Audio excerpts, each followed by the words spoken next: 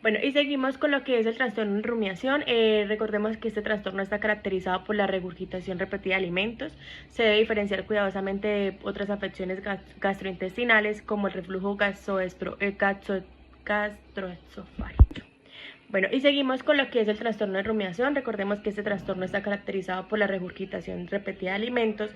Se debe diferenciar cuidadosamente de trastornos u otras afecciones gastrointestinales como el reflujo gastroesofágico, la gastroparexia, la hernia de hiato o el síndrome de Sandinfer, especialmente pues como en bebés. También puede confundirse con comportamientos observados en personas como anorexia o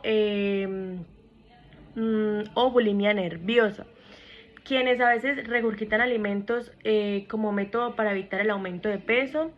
La rumiación pues también puede aparecer como en un contexto de trastornos médicos o mentales, como el estado de ansiedad generalizada, pero solo pues se diagnostica como un trastorno independiente.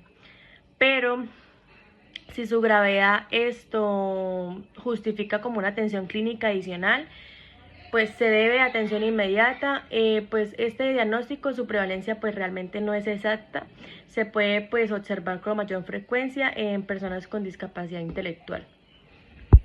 Bueno, y seguimos con el trastorno pues de evitación, restricción de la ingesta de alimentos. Bueno, este trastorno pues lleva como una pérdida de apetito que pues lleva como una restricción alimentaria. Es un síntoma común de trastornos mentales y médicos. Pues este diagnóstico solo es apropiado si la alteración alimentaria cumple pues con todos los criterios clínicos y constituye un foco pues principal de atención. Este trastorno puede coexistir con enfermedades gastrointestinales, neurológicas, congénitas, trastornos de neurodesarrollo, de ansiedad, obsesivo-compulsivo, depresivo mayor, psicóticos, trastornos de apego reactivo y fobias. Siempre que la conducta pues alimentaria anómala no sea completamente como explicable por dichas condiciones, se debe realizar como un diagnóstico diferencial, especialmente cuidadoso frente a la anorexia nerviosa, ya que ambos pues pueden compartir como síntomas y pues más que todo llevan al bajo peso, pero pues difieren en presencia de miedo a ganar peso y distorsión de imagen corporal. También debe distinguirse de trastornos facticios, donde los síntomas pueden ser fingidos o inducidos deliberadamente. La comorbilidad pues es frecuente, especialmente con la ansiedad y trastornos del neurodesarrollo, siendo pues como necesario un enfoque clínico cuidadoso para un diagnóstico preciso. Presenta pues una prevalencia variable según la población pues como estudiada. En la población general se estima que afecta al 0.5% y al 5% en niños y adultos. En niños escolarizados entre el 8 al 13 años la prevalencia es como el 3.2%. Seguimos con lo que es el diagnóstico pues, de anorexia nerviosa. Bueno, este diagnóstico especialmente pues en presentaciones atípicas o de inicio tardío es fundamental considerar pues como otras posibles causas de la pérdida significativa de peso, como enfermedades médicas como por ejemplo cáncer, sida, hipertiroidismo, trastornos de depresivo mayor, esquizofrenia, consumo de sustancias y otros trastornos mentales como la fobia social. El trastorno dismórfico corporal, diferenciándose principalmente pues como por la ausencia del miedo a ganar peso o a la alteración de la imagen corporal. La bulimia nerviosa y el trastorno de evitación de restricción de ingesta de alimentos pues también se deben de distinguir de la anorexia, principalmente por el mantenimiento del peso corporal y en primero y la falta de preocupación por la imagen en el segundo.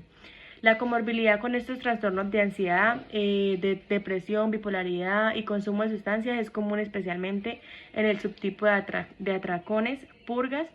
La prevalencia pues, anual de anorexia nerviosa en mujeres jóvenes es del 0.4%, siendo mucho menos en hombres con una proporción clínica aproximadamente del 10.1%. Bueno, y seguimos con lo que es el trastorno por atracones. Se caracteriza pues como por episodios recurrentes de ingesta excesiva de alimentos acompañados pues como una sensación de pérdida del control. sin conductas compensatorias como el vómito, lo que se diferencia pues de la bulimia nerviosa. El diagnóstico diferencial pues incluye como lo que es la bulimia nerviosa, la obesidad sin atrancones compulsivos, el trastorno de evitación y restricción de ingesta de alimentos, y otros trastornos del estado de ánimo o de ansiedad.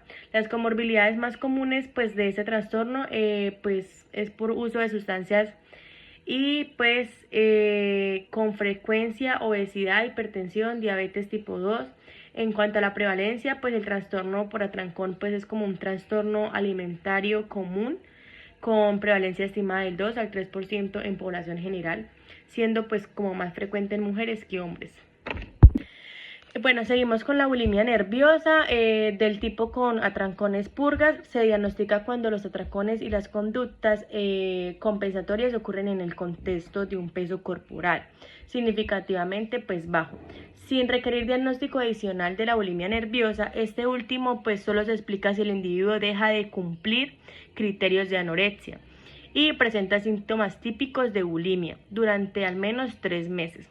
Debe diferenciarse de trastornos como atracones, el síndrome de Kleiner-Levin y la depresión mayor con características atípicas y el trastorno de la personalidad límite.